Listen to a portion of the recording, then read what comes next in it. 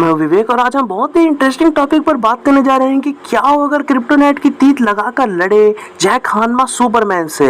यार मैं सच में बता रहा हूँ, बहुत मेहनत लगी है वीडियो बनाने में।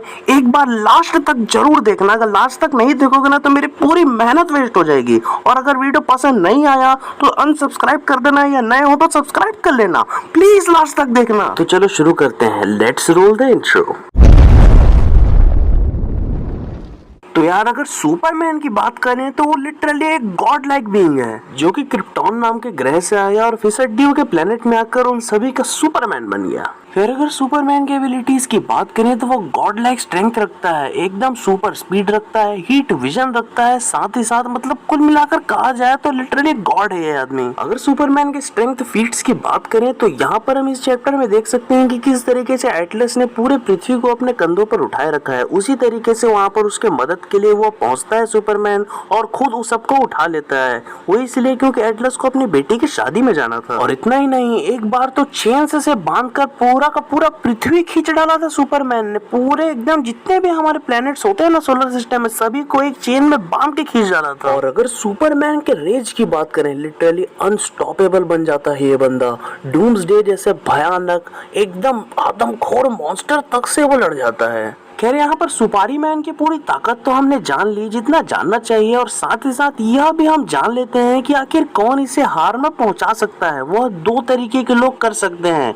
एक जो उसके बराबर के ताकत हो या फिर उससे थोड़े ऊपर हो, और दूसरा वो जो कि एक खास हथियार रखता हो। समझ रहे हो ना? तो यार सबसे पहले बेयर हैंडेड की बात कर लेते हैं। लिटरली बेयर हैंडेड सुपरमैन को इस तरीके से पेला था ना वंडर वुमन ने कि सच में क्या कहे, हाथ को तोड़ दिया था, उसका खून के आंसू रुला दिया था भाई। और वहीं पर दूसरे शख्स की बात करें जो कि सुपरमैन को पेलने का दम रखता है विद हथियार, तो वह और कोई नहीं अपने बैटमैन है। क्रिप्टोनाइट के साथ अच्छी टक्कर दी जा सकती है यहाँ पर सुपरमैन को। लेकिन हम अब बात कर लेते हैं अपने मेन थ्योरी के बारे में कि क्या हो अगर जैक हानमा एकदम अचानक से ट्रांसपोर्ट होकर पोर्टल वगैरह से घूमते हुए आ जाए डीसी यूनिवर्स में और मिले बैटमैन से, और उसे बैटमैन अपने बैट केव में ले आया। और यहाँ पर जैक हानमा को पता चले कि सुपरमैन जैसी भी कोई चीज होती है, और यहाँ पर उसी समय बैटमैन सुपरमैन को पेलने का प्लान बना रहा हो। और यहाँ पर जैक हानमा यूजरो बाकी के बारे में भी बताया उसे, साथ ही साथ यह भी बताया कि वो किस तरीके की ट्रेनिंग करता है। और यहाँ पर सुपरमैन के बारे में सुनकर लड़ने की खुजली के कारण यहाँ पर जैसे से हाथ जोड़ के जैक हानमा मना ले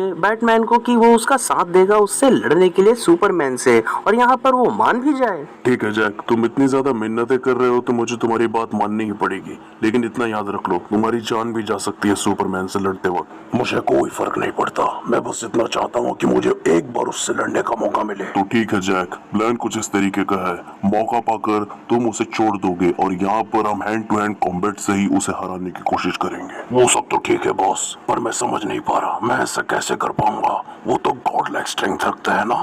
तुम चिंता मत करो, इसके लिए मेरे पास एक प्लान है, मेरे साथ आओ।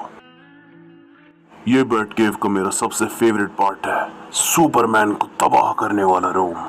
वो सब तो ठीक है बॉस, पर मैं समझा नहीं इसमें मेरा पार्ट कहाँ है।